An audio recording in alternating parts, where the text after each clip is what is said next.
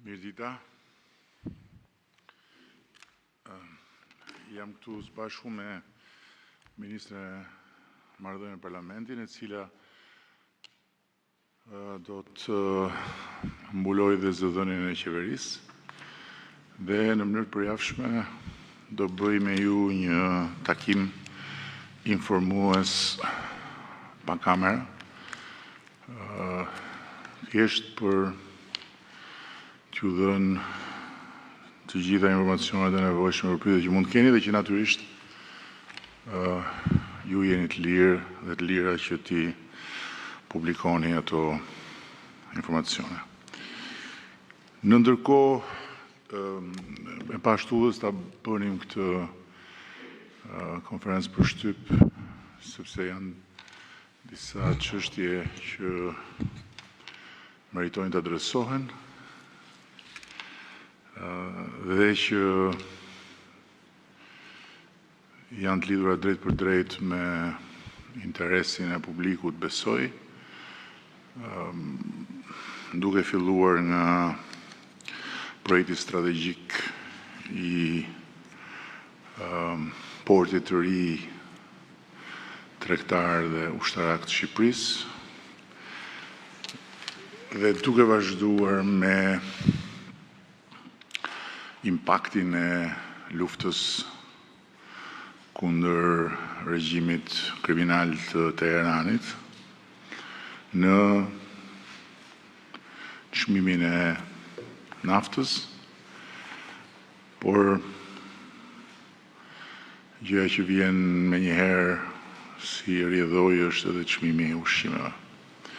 Kështu që këto dy tema ishin të parashikuara për të diskutuar sot, por në ndërkohë do ta nis nga vendimi i dieshëm i Parlamentit, jo për vendimin në vetvete, por për jehonën tërësisht deformuar që ju dha atij vendimi. Ju me siguri e keni ndjekur vetë të gjithë rrjedhën e ditës, keni ndjekur, besoj, edhe prononcimin tim, që dua ta përsëris, lidhet drejt për drejt me të vërtetën e madhe që kërkesa e prokurorisë nuk i përmbushte as kushtet minimale për t'u marrë në konsiderat. Në ndërkohë që përpjekja për ta lidhur refuzimin me ndonjë arsye tjetër apo për t'i dhënë refuzimit për masën e një fakti që do të bllokojë rrugën e Shqipërisë në Bashkinë Evropiane apo do të pengoj zbatimin e mëtejshëm të reformës në drejtësi apo do të pengoj aktivitetin e pavarur të drejtësisë, është një përpjekje e shëmtuar, madje në dëshpërimin e vet ka të gjithë ato ingredient që ka në të përditshmen tonë përpjekja për të bërë çmos që Shqipëria të pengohet dhe që hapat e shpejt me të cilat ne po ecim në procesin e negociatave të frenohen. Nuk ka asgjë të re në këtë, por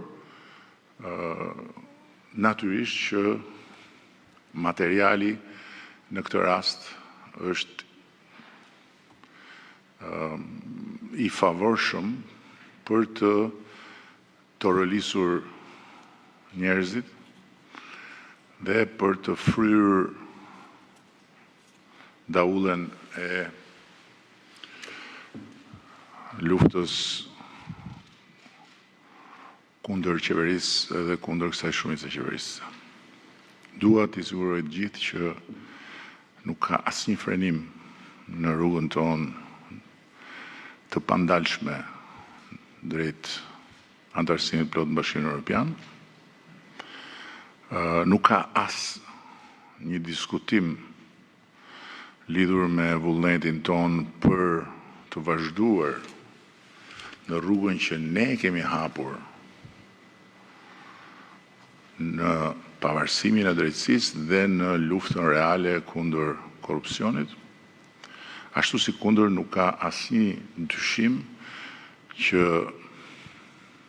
në këtë rast nuk jemi përballë një çështje korrupsioni, sepse vetë prokuroria nuk ka ngritur një akuzë për korrupsion.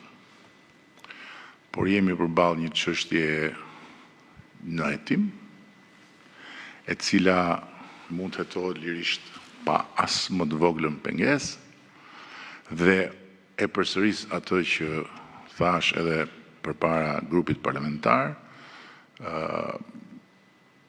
unë inkurajoj prokurorinë që të ndjek dhe të hetoj të gjitha pistat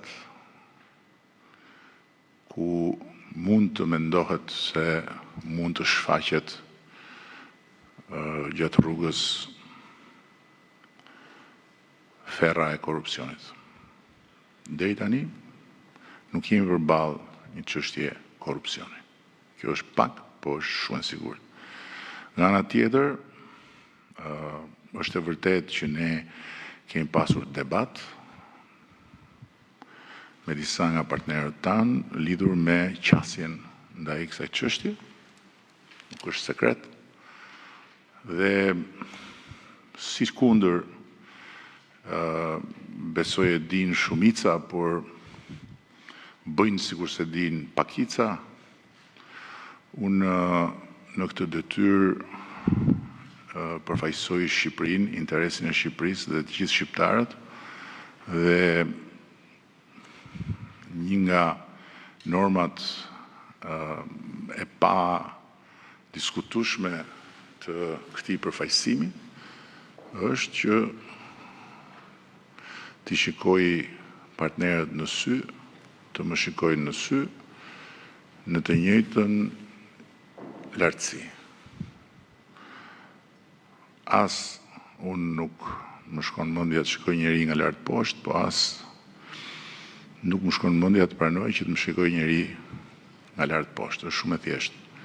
Dhe dua të them që përtej mënyrës se si janë pikturuar në karikaturat e pazarit politik dhe mediatik, diskutimet tona kanë qenë absolutisht konstruktive, nuk ka pasur absolutisht asgjë, jo si ato që janë thënë, po të ngjashme me ato që janë thënë për sa i përket tensionit apo presionit apo kërcënimit. Këto janë gjëra që nuk ndodhin në ato nivele ku bëjnë këto diskutime. Dhe nga ana tjetër, unë besoj që edhe vetë deklaratat e bëra dje nga disa përfaqësi, si dhe nga përfaqësia e Komisionit Evropian, janë shumë të qarta. Janë shumë të qarta. Por varet se si i lexon. Duke pasur parasysh edhe sipërfaqen ku janë shkruar dhe leximin prej saj, edhe thellësinë e marrëdhënieve dhe realitetin e përditshëm të komunikimit në atë marrëdhënie, unë mund t'ju them me plot gojën që leximi i bërë nga ata që kanë vënë kujën se u bllokua Shqipëria dhe mbaroi ëndra europiane është një lexim në rastin më të mirë pervers dhe në rastin më të keq i qëllimshëm edhe për të lënduar këdo që në fakt dëshiron suksesin në këtë rrugë. Është shumë e qartë që kush merret me këto deformime dhe kush i bie kësaj daulleje nuk e dëshiron suksesin e kësaj rruge. Sepse fatkeqësisht e lidh suksesin e kësaj rruge me qeverinë, me mua, me ne. Kjo është për sa i përket pikës parë. Për sa i përket projektit të Porto Romanos, për fatkeq ka ndodhur një koincidencë e pashmangshme që në momentin e fundit kompania që ka kaluar gjitha fazat dhe duhet bënte ofertimin e fundit është tërhequr duke ju referuar situatës krizës dhe natyrisht duke qenë se oferta financiare do t'ishte lidhur me tavanin që ka vendosur studimi i bërë nga Royal Asconic, kompania më e madhe e botës për ndërtimet e porteve, aeroporteve, infrastrukturës e tjere, dhe me tavanin e vendosur nga kërkesa në procedurën e hapur të organizuar nga qeveria shqiptare, nuk kemi arsye që të shikojmë mbrapa ndonjë gjë tjetër ne vetë personalisht. Nuk kemi të dhëna që kompania është ndodhur nën ndonjë presion. Por, i gjithë procesi është zhvilluar nën presion. Po jo nën presionin e Shtetit Bashkuar të Amerikës, si thuhet, pa asnjë argument. Se nuk ka pasur absolutisht jo presion, po s'ka pasur asnjë shqetësim të shprehur as nga Shtetet Bashkuara të Amerikës, as nga Bashkimi Evropian, as nga askush. Por ka pasur një presion të vazhdueshëm nga faktorë të tjerë, natyrisht të pa interesuar që ai port të jetë një histori suksesi. Keni parasysh që nga aja, kur disa thonë për çfarë duhet një port i ri, se ne kemi portin ton, atë kënetën në zemër të Durrësit, dhe e lidhnin, se tani se kam dëgjuar më, idenë e portit të ri me shitjen e atë dheut në duart e arabëve,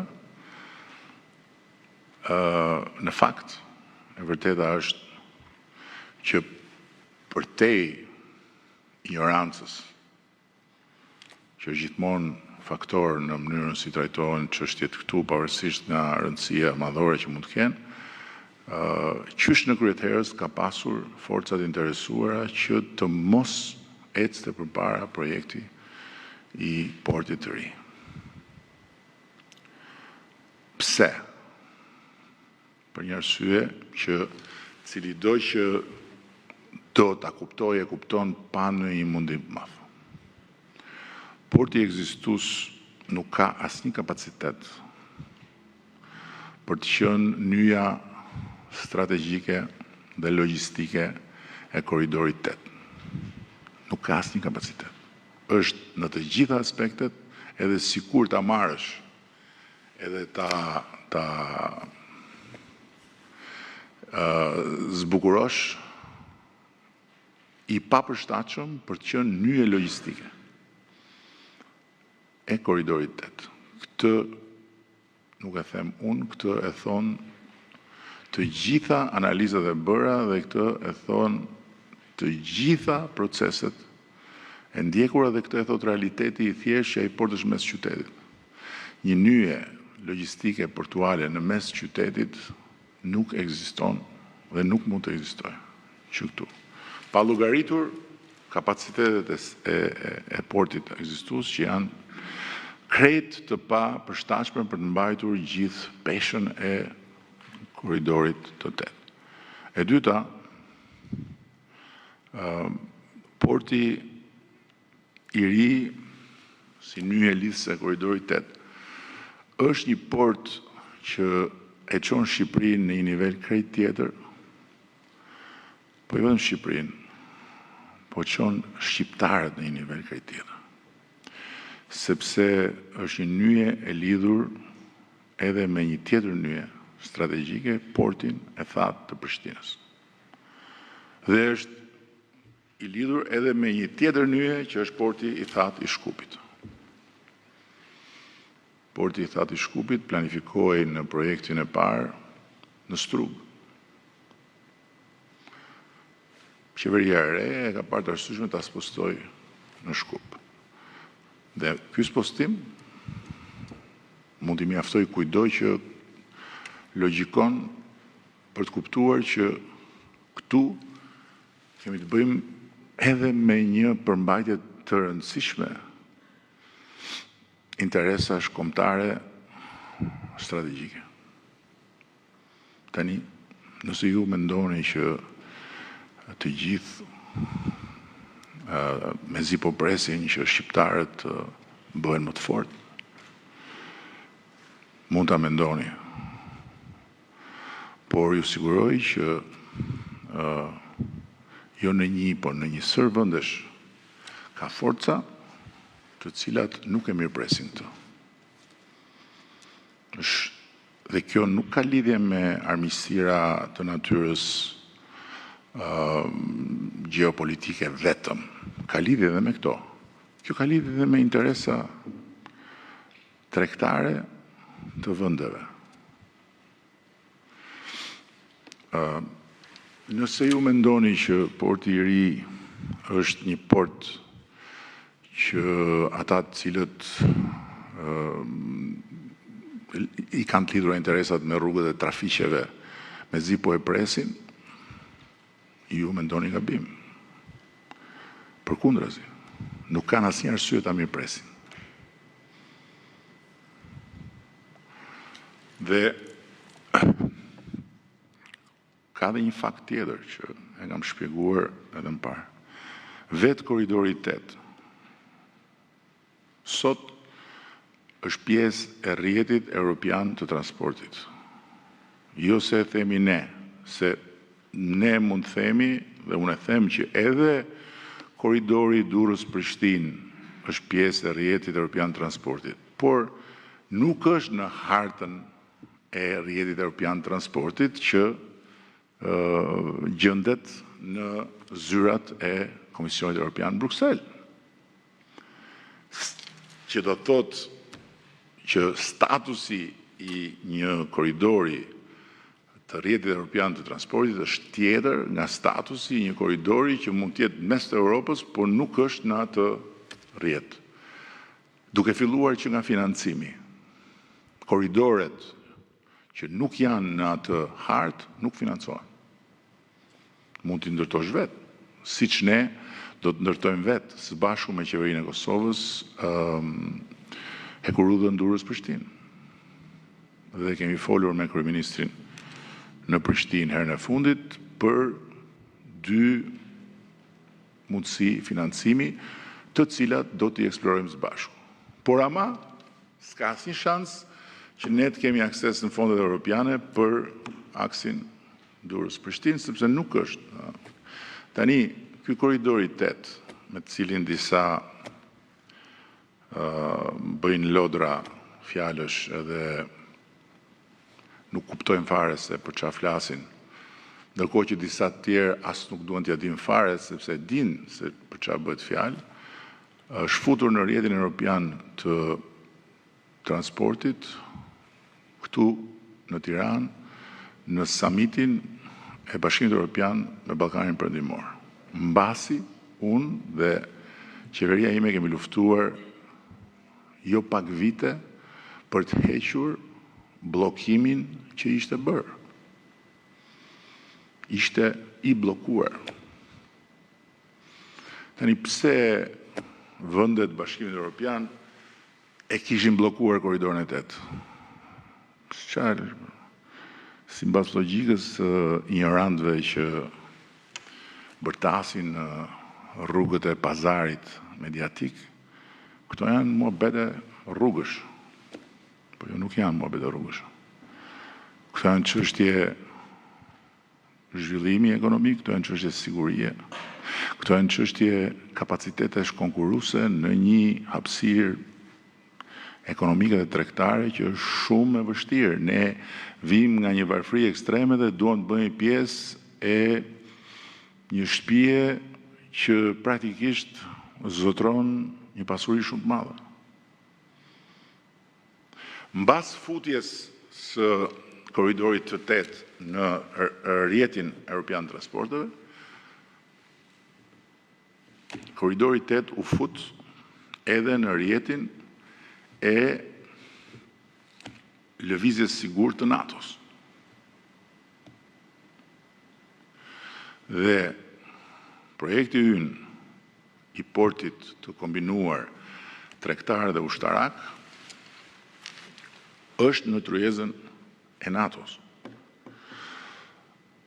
Dhe ka kaluar të gjitha nivelet teknike të NATO-s si një domosdoshmëri. Tani si mendoni ju? Mund të bënim ne një bazë ushtarake që të shfrytëzohej nga NATO aty në atë pellgun e portit Durrësit aktualin? Nuk mund ta bënim. Mund të ishte porti aktual nyja për cilën po flas? Nuk mund të ishte. Tani, pikërisht për seriozitetin e madh që ka ky projekt, ne u angazhuam në një qasje tërësisht tjetër, duke marrë kompaninë më të madhe në botë, reputacionin e cilës patjetër që mund ta bëjnë cop tenxheret tona, por nuk vën diskutim askush. Dhe kompania Royal Asconic ka përgatitur të gjithë termat e referencës dhe ka supervizuar të gjithë garën. Gara është organizuar 2 herë, dhe në 2 herët ka pas interes shumë të madh. Çështja ka qenë, herën e parë që kriteret kanë qenë shumë të forta, dhe kriteret e forta nuk duan të thonë që s'ka kompani që nuk i plotësojnë, por duan të thonë që nëse nuk i përgatit të gjitha gjërat në kohë dhe si duhet për atë garë, nuk kualifikohesh dot. Dhe herën e parë gara është anulluar. Këtë herë ndodh kjo koincidencë fatkeqe dhe përsëris kompania ka shkruar tërheqjen e saj me argumentin e krizës dhe çmimeve, gjë që praktikisht nëse gjërat nuk kthehen në normalitet e bën shumë të vështirë. Marrin përsipër të ndërtimit të atij porti me ato çmime që janë vendosur aty dhe me atë financim që është vendosur aty. Nuk thash edhe një herë, nuk kemi fare informacionin që ka pas në një komponent tjetër që ka ndikuar në tërheqjen e kompanisë. Por unë dua ta shfrytëzoj këtë moment t'ju jap një mesazh të gjithë atyre që e kanë penguar këtë portin dhe që fërkojnë duart se mendojnë që ja dolën. E kanë shumë gabim, sepse thjesht kanë hapur një rrugë tjetër.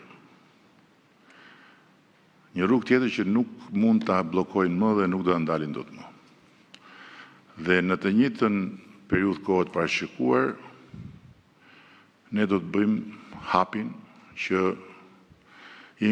kemi qenë në pamundësi për ta bërë deri tani. Kaq për këtë.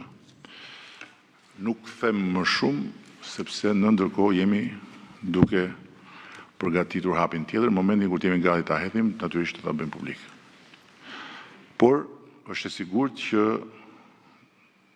të gjithë ata që kanë menduar se do ta nënshtrojnë qeverinë e Republikës së Shqipërisë, qofshin forcat brendshme, qofshin forcat jashtme, do mbeten me gishtin që do dëshirojnë ta zgjedhin vetë në gojë.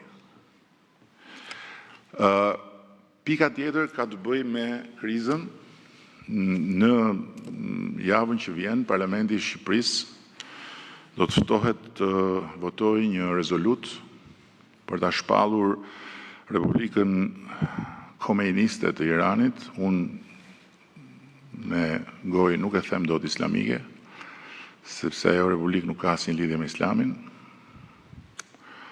Sipas asaj që unë di dhe sipas asaj që unë çmoj tek Islami,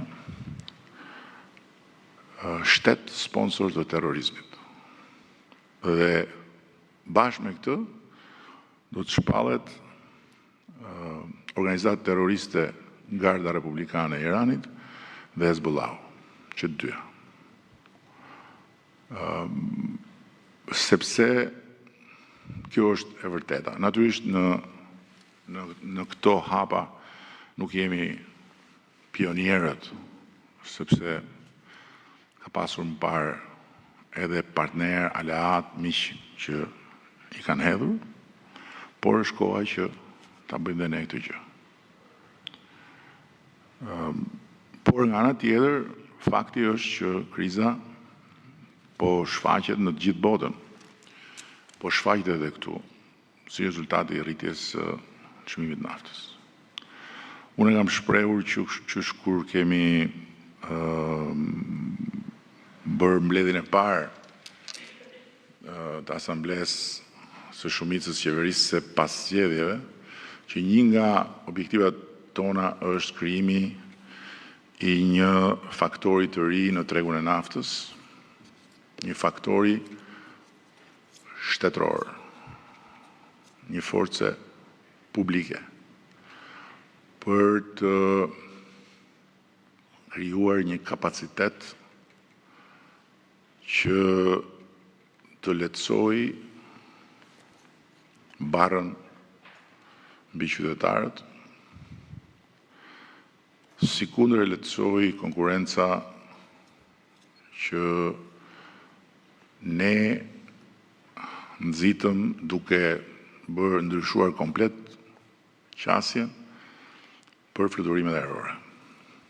Shqipëria kishte aeroportin më të shtrenjtë në Europë, sot ka aeroportin më të suksesshëm të Ballkanit, me një diferencë breslënse nga aeroporti historik i kryeqytetit të rajonit, kur ne ishim jashtë harte fare, Beogradit. Sot nuk është më Beogradi kryeqyteti i aviacionit, sot është Tirana. Dhe kjo është arritje e kësaj qeverie, me gjithë keqardhjen për të gjithë ata që na duan të vdekur. Por sa më shumë të vdekur na duan, aq më shumë ne ngjallemi, gjallërohemi më saktë. Kështu që ne do ta krijojmë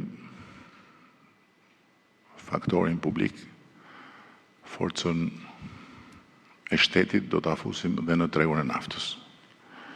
Dhe besoj që shumë shpejt do të japim shembullin se si edhe në tregun e naftës gjërat do të ndryshojnë. Ndërkohë që duke vënë në dispozicion kapacitetin e shtetit dhe garancitë e shtetit, do të bëhet shumë më lehtë se sa që kanë sot lojtarët që janë në treg për të pasur marrëveshje me kompanitë që e shpërndajnë naftën, të cilat kenë qëndrueshmëri afatgjatë. Faktikisht sot ne kemi dhe në proces ligjin e rezervave.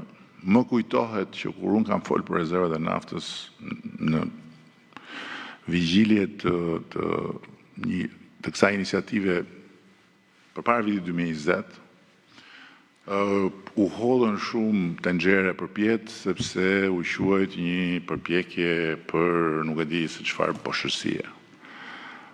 Por sot kjo është imperative. Ne në ligjin që është në konsultim publik, mos gabohem, e kemi përcaktuar që rezerva duhet shkojë në 3 muaj, por në ndërkohë kjo nuk mjafton më tani.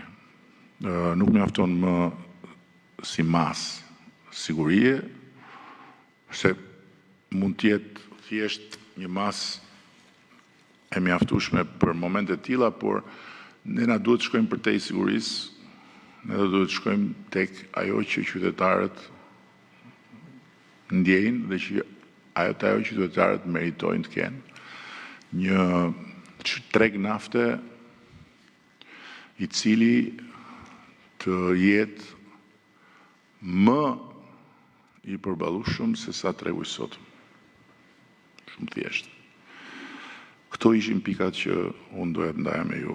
Tani natyrisht unë nuk jam thirrur për t'ju bërë një fjalim dhe për t'ju thënë mirupafshim, por duke qenë i bindur që ju të gjithë do respektoni radhën, duke shpresuar që do të përqendroheni në këto tema, unë do t'ju jap fjalën dhe do jap fjalën të parës zonjushës me xhaketë kuqe dhe me pantallona të zeza, sepse është pamja më patriotike që ka salla sot, kështu që fjalën e ke ti.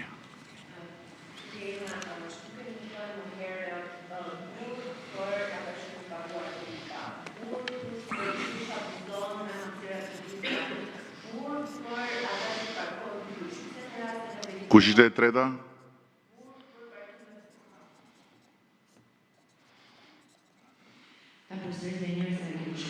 Po. Ju keni deklaruar më herët burg për ata që nuk paguajnë energjinë elektrike, burg për ata që abuzojnë me hapësirat publike, pra ndërtojnë palëre në hapësirat publike, dhe burg për ata që parkojnë pysh, janë ndryshimet e fundit në fakt që janë përgatitur nga ana e qeverisë. Pyetja është pse në rastin e Belinda Ballukut i thatë jo burgut dhe u kujtuat për standardet që referon Bashkimi Evropian pikërisht për këtë praktik burg, dhe pse mbahet ky standard i dyfisht. Personat me imunitet ruhen nga burgu dhe qytetarët shkojnë në burg për vepra të tilla. Qartë. Tani, nëse ju do më gjeni mua një herë, se kjo është se jetojmë në një kohë kur gënjeshtra duke përsëritur shpesh bëhet e vërtetë dhe e vërteta nuk ka më asnjë rëndësi. Unë nuk kam thënë kur burg për ata që nuk paguajnë dritat. Kur. Dhe askush kur në historinë e këtij vendi nuk ka shkuar në burg se s'ka paguar dritat. Unë kam thënë burg për ata që i vjedhin dritat, janë dy gjëra të ndryshme. Për ata që nuk paguajnë dritat, kam thënë që dritat duhet priten, siç priten në çdo vend të botës. Dhe kjo ka ndodhur. Po pse më ndërhyn tani? Po ja pra kjo nuk shkon tani. Po mirë pra në rregull. Kjo tani këtu edhe një herë. Tani këtu po mirë më rregull.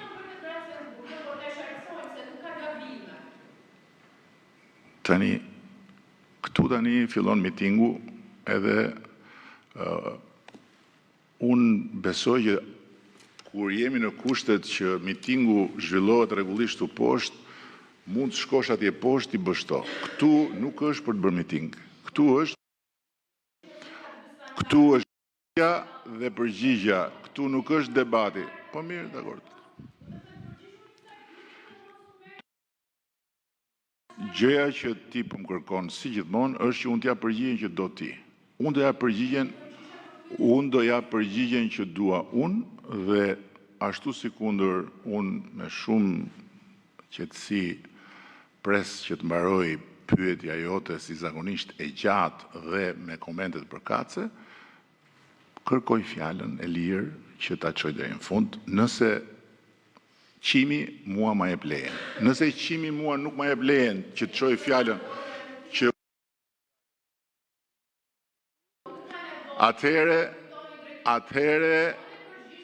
Atëhere, unë jam shumë i keq.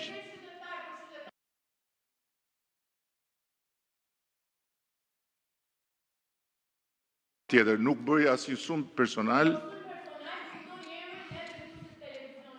Po pse, emri është shumë personal? Emri nuk është... Jo qimi, është tjetër. Tani, do më lësh të flas deri në fund? Ore, më lë të flas deri në fund, çfarë? Unë do merrem me gjithçka që mua më vjen të merrem, sepse unë jam po aq i lirë sa që je ti dhe sa që jeni të gjithë ju që të thoni gjën që doni. Edhe një herë tjetër, unë dua fjalën këtu. Edhe një herë tjetër, unë dua fjalën dhe të jesh e sigurt që në fund do kuptosh që ja fut kot. Më lër ta mbaroj. Pastaj janë njerëzit që e gjykojnë dhe jeni të gjithë këtu dhe gjykoheni. Çfarë do të thënë kjo? Si mund t'i kërkohet dikujt të përjavë përgjigjen që do ti? Unë do ja përgjigjen që di unë. Dhe po të them, në Shqipëri nuk ka hyrë kur në burg një person pse nuk i ka paguar dritat, nuk ekziston. Sepse në burg nuk shkon për diçka që nuk shkruhet në kodin penal. Nuk ka kodi penal i Republikës Shqipërisë norm ku të thuhet mos pagesa e dritave të çon burg. Nuk ekziston. Nuk ka ndodhur. Kanë hyrë në burg persona që kanë vjedhur dritat. Një gjë është të mbyllësh, të marrësh drita dhe mos paguash, një gjë tjetër është që dritat t'i lidhësh me shtyllën në rrugë, apo që të trukosh sahatin e dritave që të tregoj një tjetër shifër, apo. Kështu që mos insisto në gabim, sepse je gabim. Është një gënjeshtër e përsëritur në pafundësi për propagandë dhe është kthyer në një të vërtetë. Ndërkohë që e vërteta është kjo, nuk ka hyrë askush në burg në Shqipëri për mospagesë. Mospagesat kanë çuar në prerjen e dritave, që nuk priteshin kurrë më parë se këta janë tanët, ata janë tanët, mbaj ata atje. Po jo burg. E para. E dyta, ndërtimi pa leje është në kodin penal i sanksionuar dhe është një vepër penale e cila ndëshkohet sipas shkallëve, por edhe me heqjen e lirisë. Patjetër. Është vepër që është flagrant, është fizikisht e kapshme, e prekshme, e dukshme, nuk është diçka që e thot një televizor apo një televizor tjetër dhe mund tjetë, mund mos jetë, nuk është diçka që e thon ata që rrinë në për tribuna apo ata që hidhen përpjet në për tenxhere. Dhe mund tjetë, mund mos jetë. Është diçka që është e faktushme. Hapësira e zënë. Kështu që mos bashkojmë gjëra që nuk kanë asnjë lidhje me njëra tjetrën. Më le të mbaroj, nuk kam mbaruar. Nuk kam mbaruar. Edhe një herë tjetër, nuk kam mbaruar, zonjë, nuk kam mbaruar, më lër të mbaroj, është shumë skandaloze kjo që bën përsëri. Thash se ishe mësuar, dhe prandaj të respektohet ta dhash dhe radhën e para. Po nuk pas ke mësuar asgjë, më vjen shumë keq, po më lër të mbaroj. Më lër më të mbaroj, më ç'është kjo? Duro të mbaroj unë. Ç'a do të thotë kjo ndërpret gjithkohës? Ç'a do të thonë? Kush je ti që ndërpret gjithkohës? Më lër të mbaroj më. Nuk e hartu as për miting as për debat. Dhe prandaj përmenda ato që përmenda. Se kjo është një edukat skandaloze e mënyrës komunikimit kur tjetrit i bën pyetje për të përgjigje. Ta mbaroj unë.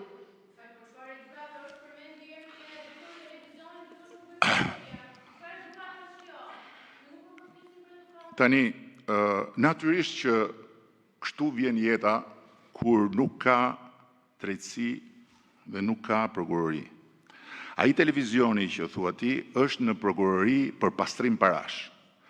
Është në prokurori me një denoncim të bërë nga organet shtetërore. Lëre. Tashti me që edhe një herë, më lër të mbaroj. Po ç'është kjo, është pa besueshme. Më lër më të mbaroj se janë dhe të tjerët, sepse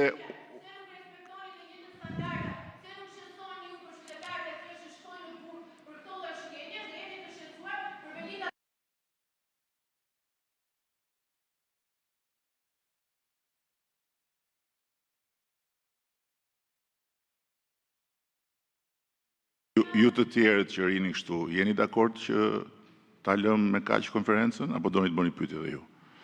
Se ju jeni shumë interesant dhe ju të tjerët. Se unë nuk po jam këtu për të luftuar për veten time, se unë mund ta bëj edhe pa gazetar fare komunikimin dhe mund t'i shpjegoj gjërat. Po kjo sjellje është pikërisht ajo që pengon njerëzit të marrin vesh të vërtetën. Është pikërisht ajo që dhunon njerëzit në emër të tyre me gënjeshtra.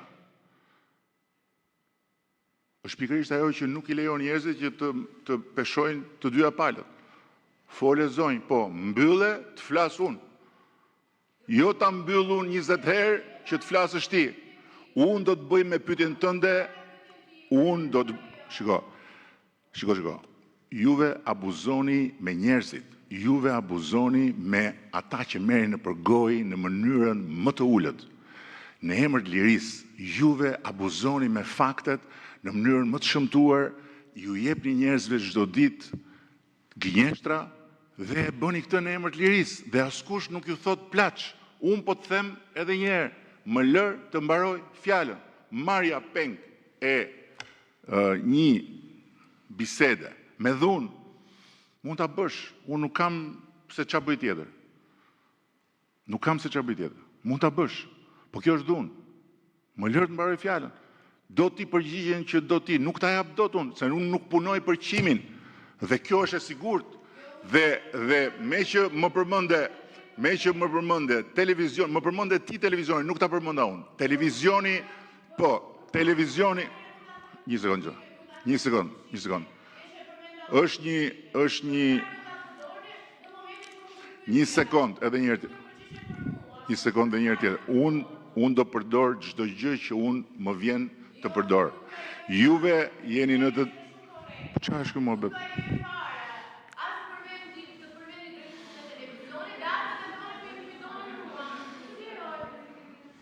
Televizioni është në prokurori prej disa vitesh për pastrim parash. Një sekond. Unë po komunikoj me njerëzit, më zonjë. Unë po komunikoj me njerëzit. Sepse unë mund të përgjigjem si të dua. Nuk më ndalon do të këtë, se s'ma nga ndaluar që u kanë qenë i vogël. Nuk më ndalon do të këtë. Unë do përgjigjem si të dua. Dhe dua që ta dinë të gjithë këtë fakt. Televizioni që ti e sjell këtu si argument, ti e solle, nuk e solla unë.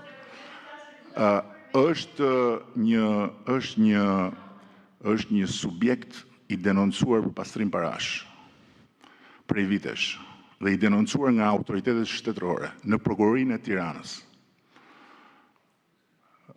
Me fakte, me prova, me të gjitha.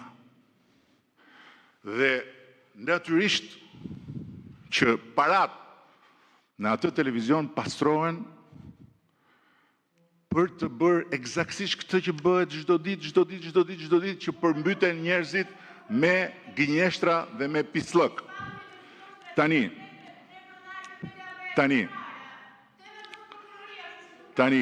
patjetër, këtë e vendos prokuroria. Këtë miting që po bën, më vjen shumë keq, po bën gabim shumë të madh. Më ndërpreve, sepse po të jepja përgjigje, më ndërpreve,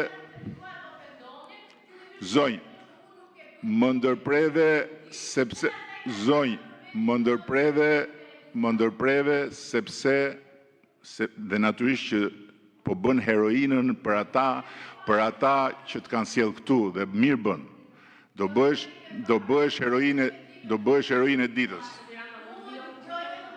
Bol tani, nuk kam mas një fjalë për të thënë, u përpoqja shumë gjatë të jap përgjigjen deri në fund. U përgjigj qytetarëve unë i përgjigjem në çdo herë që ata zgjedhin. I përgjigjem çdo ditë, nuk i përgjigjem nëpërmjet televizioneve që pastrojnë parat e grabitura nga qytetarët dhe të cilët gëzojnë imunitetin e dhunuesve. Kështu që 5 minuta pushim. edhe do fillojmë mas 5 minutash. 5 minuta pushim.